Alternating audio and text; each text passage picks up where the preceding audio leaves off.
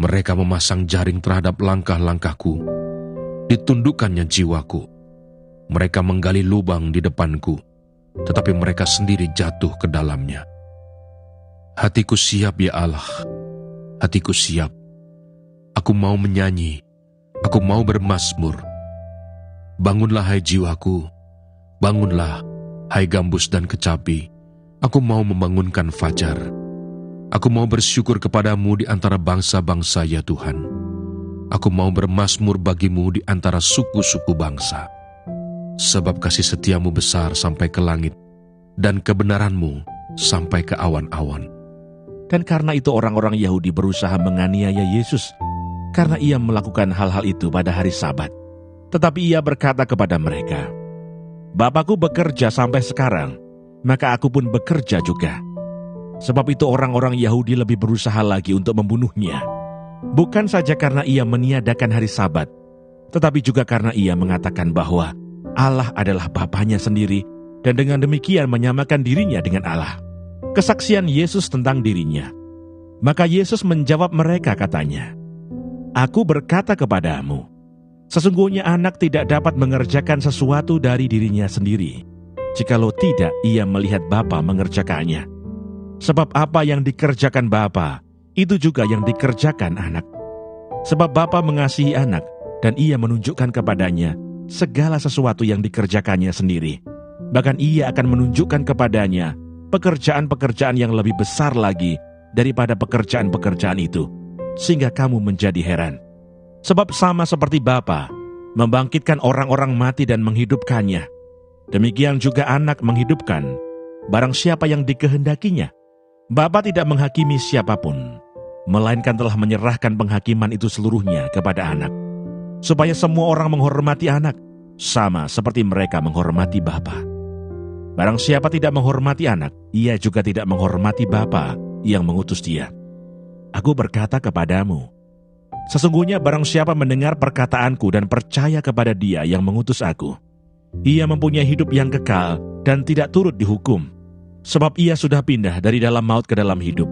Aku berkata kepadamu, sesungguhnya saatnya akan tiba dan sudah tiba bahwa orang-orang mati akan mendengar suara Anak Allah, dan mereka yang mendengarnya akan hidup. Sebab sama seperti Bapa mempunyai hidup dalam dirinya sendiri, demikian juga diberikannya anak mempunyai hidup dalam dirinya sendiri. Dan ia telah memberikan kuasa kepadanya untuk menghakimi, karena ia adalah anak manusia. Janganlah kamu heran akan hal itu, sebab saatnya akan tiba bahwa semua orang yang di dalam kuburan akan mendengar suaranya, dan mereka yang telah berbuat baik akan keluar dan bangkit untuk hidup yang kekal, tetapi mereka yang telah berbuat jahat akan bangkit untuk dihukum. Aku tidak dapat berbuat apa-apa dari diriku sendiri. Aku menghakimi sesuai dengan apa yang aku dengar, dan penghakimanku adil, sebab aku tidak menuruti kehendakku sendiri, melainkan kehendak Dia yang mengutus aku. Hakim-Hakim pasal 6. Gideon diangkat menjadi hakim. Tetapi orang Israel melakukan apa yang jahat di mata Tuhan. Sebab itu Tuhan menyerahkan mereka ke dalam tangan orang Midian 7 tahun lamanya. Dan selama itu, orang Midian berkuasa atas orang Israel. Karena takutnya kepada orang Midian itu, maka orang Israel membuat tempat-tempat perlindungan di pegunungan, yakni gua-gua dan kubu-kubu. Setiap kali orang Israel selesai menabur, datanglah orang Midian, orang Amalek, dan orang-orang dari sebelah timur, lalu maju mendatangi mereka. Berkemahlah orang-orang itu di daerah mereka, dan memusnahkan hasil tanah itu sampai ke dekat Gaza, dan tidak meninggalkan bahan makanan apapun di Israel, juga domba, atau lembu, atau keledai pun tidak. Sebab orang-orang itu datang maju dengan ternaknya dan kemahnya, dan datangnya itu berbanyak-banyak seperti belalang. Orang-orangnya dan unta-untanya tidak terhitung banyaknya. Sekaliannya datang ke negeri itu untuk memusnahkannya, sehingga orang Israel menjadi sangat melarat oleh perbuatan orang Midian itu. Lalu berserulah orang Israel kepada Tuhan, Ketika orang Israel berseru kepada Tuhan karena orang Midian itu, maka Tuhan mengutus seorang nabi kepada orang Israel yang berkata kepada mereka, "Beginilah firman Tuhan Allah Israel, Akulah yang menuntun kamu keluar dari Mesir dan yang membawa kamu keluar dari rumah perbudakan. Aku melepaskan kamu dari tangan orang Mesir dan dari tangan semua orang yang menindas kamu. Bahkan aku menghalau mereka dari depanmu, dan negeri mereka kuberikan kepadamu. Dan aku telah berfirman kepadamu, Akulah Tuhan Allahmu. Maka janganlah kamu menyembah Allah orang Amori, yang negerinya kamu diami ini. Tetapi kamu tidak mendengarkan firmanku itu. Kemudian datanglah malaikat Tuhan dan duduk di bawah pohon tarbantin di Ofra, kepunyaan Yoas, orang Abiezer itu. Sedang Gideon anaknya mengirik gandum dalam tempat pemerasan anggur, agar tersembunyi bagi orang Midian. Malaikat Tuhan menampakkan diri kepadanya dan berfirman kepadanya demikian, Tuhan menyertai engkau, ya pahlawan yang gagah berani. Jawab Gideon kepadanya, Tuanku, jika Tuhan menyertai kami, mengapa semuanya ini menimpa kami? Di manakah segala perbuatan-perbuatannya yang ajaib, yang diceritakan oleh nenek moyang kami kepada kami, ketika mereka berkata, Bukankah Tuhan telah menuntun kita keluar dari Mesir? Tetapi sekarang Tuhan membuang kami, dan menyerahkan kami ke dalam cengkeraman orang Midian. Lalu berpalinglah Tuhan kepadanya dan berfirman, Pergilah dengan kekuatanmu ini, dan selamatkanlah orang Israel dari cengkeraman orang Midian. Bukankah aku mengutus engkau? Tetapi jawabnya kepadanya, Tuhanku, dengan apakah akan kuselamatkan orang Israel? Ketahuilah, kaumku adalah yang paling kecil di antara suku Manasye, dan aku pun seorang yang paling muda di antara kaum keluargaku. Berfirmanlah Tuhan kepadanya, Tetapi akulah yang menyertai engkau, sebab itu engkau akan memukul kalah orang Midian itu sampai habis. Maka jawabnya kepadanya, Jika sekiranya aku mendapat kasih karunia di matamu, maka berikanlah kepadaku tanda, bahwa engkau sendirilah yang berfirman kepadaku, Janganlah kiranya pergi dari sini, sampai aku datang kepadamu, membawa persembahanku, dan meletakkannya di hadapanmu. Firman-Nya, aku akan tinggal sampai engkau kembali. Masuklah Gideon ke dalam, lalu mengolah seekor anak kambing dan roti yang tidak beragi dari seeva tepung. Ditaruhnya daging itu ke dalam bakul, dan kuahnya ke dalam periuk. Dibawanya itu kepadanya, ke bawah pohon tarbantin, lalu disuguhkannya. Berfirmanlah malaikat Allah kepadanya, Ambillah daging dan roti yang tidak beragi itu, letakkanlah ke atas batu ini, dan curahkanlah kuahnya. Maka diperbuatnya demikian, dan malaikat Tuhan mengulurkan tongkat yang ada di tangannya, dengan ujungnya disinggungnya daging dan roti itu. Maka timbullah api dari batu itu, dan memakan habis daging dan roti itu. Kemudian hilanglah malaikat Tuhan dari pandangannya. Maka tahulah Gideon, bahwa itulah malaikat Tuhan, lalu katanya, Celakalah aku, Tuhanku Allah, sebab memang telah kulihat malaikat Tuhan dengan berhadapan muka. Tetapi berfirmanlah Tuhan kepadanya, Selamatlah engkau, jangan takut, engkau tidak akan mati. Lalu Gideon mendirikan mezbah di sana bagi Tuhan, dan menamainya, Tuhan itu keselamatan. Mezbah itu masih ada sampai sekarang di Ofra, kota orang Abiezer. Pada malam itu juga Tuhan berfirman kepadanya, Ambillah seekor lembu jantan kepunyaan ayahmu, yakni lembu jantan yang kedua, berumur 7 tahun. Runtuhkanlah mezbah Baal kepunyaan ayahmu, dan tebanglah tiang berhala yang di dekatnya. Kemudian dirikanlah mezbah bagi Tuhan Allahmu di atas kubu pertahanan ini dengan disusun baik. Lalu ambillah lembu jantan yang kedua, dan persembahkanlah korban bakaran dengan kayu tiang berhala yang akan kau tebang itu. Kemudian Gideon membawa 10 orang hambanya, dan diperbuatnyalah seperti yang difirmankan Tuhan kepadanya. Tetapi karena ia takut kepada kaum keluarganya, dan kepada orang-orang kota itu untuk melakukan hal itu pada waktu siang, maka dilakukannya pada waktu malam.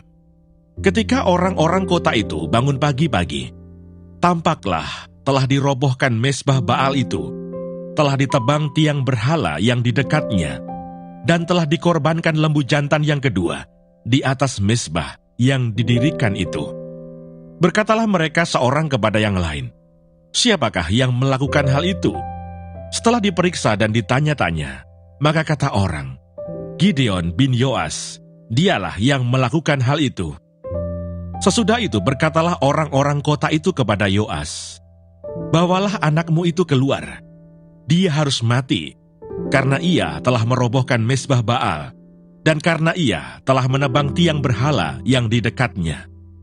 Tetapi jawab Yoas kepada semua orang yang mengerumuninya itu, "Kamu mau berjuang membela Baal, atau kamu mau menolong dia?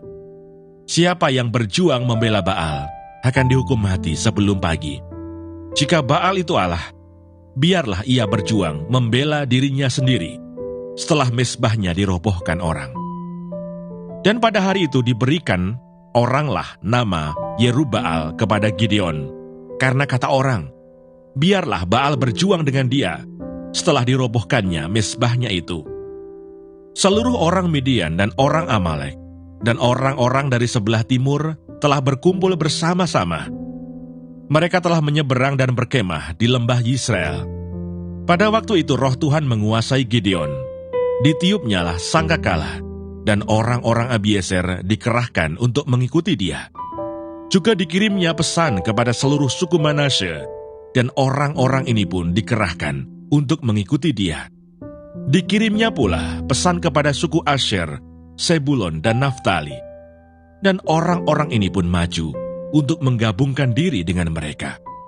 Kemudian berkatalah Gideon kepada Allah, "Jika engkau mau menyelamatkan orang Israel dengan perantaraanku, seperti yang kau firmankan itu, maka aku membentangkan guntingan bulu domba di tempat pengirikan. Apabila hanya di atas guntingan bulu itu ada embun, tetapi seluruh tanah di situ tinggal kering, maka tahulah aku bahwa engkau mau menyelamatkan orang Israel dengan perantaraanku, seperti yang kau firmankan." Dan demikianlah terjadi. Sebab keesokan harinya, pagi-pagi ia bangun, dipulasnya guntingan bulu itu, dan diperasnya air embun dari guntingan bulu itu, secawan penuh air. Lalu berkatalah Gideon kepada Allah, "Janganlah kiranya murkamu bangkit terhadap aku, apabila aku berkata lagi, sekali ini saja. Biarkanlah aku satu kali lagi saja mengambil percobaan dengan guntingan bulu itu. Sekiranya yang kering hanya guntingan bulu itu, dan di atas seluruh tanah itu ada embun." Dan demikianlah diperbuat Allah pada malam itu. Sebab hanya guntingan bulu itu yang kering, dan di atas seluruh tanah itu ada embun. Adapun Yerubbaal, itulah Gideon, bangun pagi-pagi dengan segala rakyat yang bersama-sama dengan dia. Lalu mereka berkemah dekat mata air Harod. Perkemahan orang Midian itu ada di sebelah utaranya, dekat bukit More di lembah. Berfirmanlah Tuhan kepada Gideon, "Terlalu banyak rakyat yang bersama-sama dengan engkau itu, daripada yang ku kehendaki untuk menyerahkan orang Midian ke dalam tangan mereka. Jangan-jangan orang Israel memegah-megahkan diri terhadap aku sambil berkata, 'Tanganku sendirilah yang menyelamatkan aku.' Maka sekarang, serukanlah kepada rakyat itu demikian, 'Siapa yang takut dan gentar, biarlah ia pulang, enyah dari pegunungan Gilead.' Lalu pulanglah 22.000 orang dari rakyat itu, dan tinggallah 10.000 orang. Tetapi Tuhan berfirman kepada Gideon, 'Masih terlalu banyak rakyat. Suruhlah mereka turun minum air, maka aku akan menyaring mereka bagimu di sana. Siapa yang kufirmankan kepadamu, inilah orang yang akan pergi bersama-sama dengan engkau. Dialah yang akan pergi bersama-sama dengan engkau. Tetapi barang siapa yang kufirmankan kepadamu, inilah orang yang tidak akan pergi bersama-sama dengan engkau. Dialah yang tidak akan pergi.' Lalu Gideon menyuruh rakyat itu turun minum air, dan berfirmanlah Tuhan kepadanya, 'Barang siapa yang menghirup air dengan lidahnya seperti anjing menjilat, haruslah kau kumpulkan tersendiri. Demikian juga semua orang yang berlutut untuk minum. Jumlah orang yang menghirup dengan membawa tangannya ke mulutnya ada 300 orang. Tetapi yang lain dari rakyat itu, semuanya berlutut minum air. Lalu berfirmanlah Tuhan kepada Gideon, dengan ke-300 orang yang menghirup itu, akan kuselamatkan kamu. Aku akan menyerahkan orang Midian ke dalam tanganmu. Tetapi yang lain dari rakyat itu semuanya boleh pergi, masing-masing ke tempat kediamannya. Dari rakyat itu, mereka mengambil bekal dan sangkakala. Demikianlah seluruh orang Israel disuruhnya pergi, masing-masing ke kemahnya.